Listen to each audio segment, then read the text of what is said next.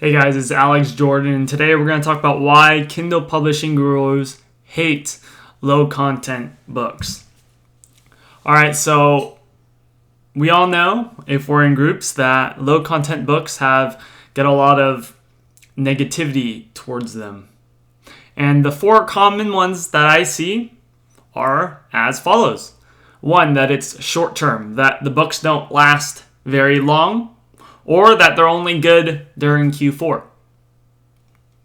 Number two is bad mindset. Basically, the cheap mindset, or basically pump out as much as you can and see what sticks and run with it. Third is pride. Basically, making low royalties versus making high royalties. You feel better if you make higher royalties. You don't feel as good if you're making low royalties. And then finally, opportunity cost. The time it takes you to learn low content, the time it takes you to research, the time it takes you to do everything versus taking the time to learn high content or regular books. And so are these valid? Well, to an extent, they all are. And I'm not saying if you feel that way about low content, you're wrong. Of course, we're all entitled to our own opinions. That being said, I do have some counter arguments, or I'll explain what I feel about it. All right, in regards to short term, if you can rank organically, it can most definitely be long term. If you look up Activity Slayer, Natalie, those are all books that were published in 2018, and they're still selling anywhere from $30 a day to $300 a day. And I personally have one book that I published last August of 2018, that literally still makes between $800 and $1,000 a month with no ads. What happened was I ranked organically.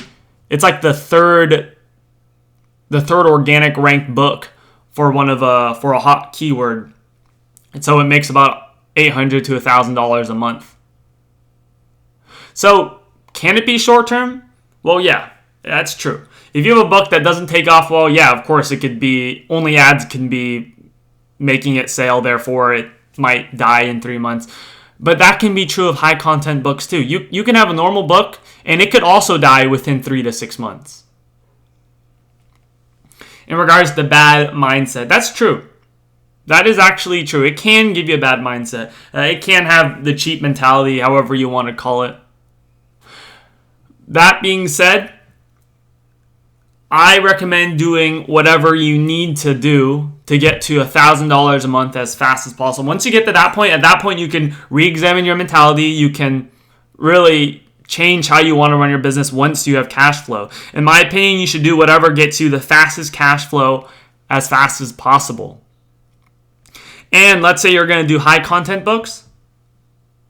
I would rather have you start on low content books right now. In 6 months from now, 3 to 6 months from now, make $1,000 a month off low content books versus waiting an extra 6 months to gain cash in order to start your quote unquote high content publishing business, which then who knows how long it will take you after that to make $1,000. Now, for those who live in the States, this is going to be less of an issue as far as saving up cash. But if you're in a third world country and you're short on cash, it literally might take you months to publish a single 30,000 word book. Or you can use that money and create 20 to 30, 50 low content books, and then you could be at $1,000 a month. And then at that point, you can choose what you want to do. You can either continue or you can stop and do high content books. Pride. Of course, that's a personal issue.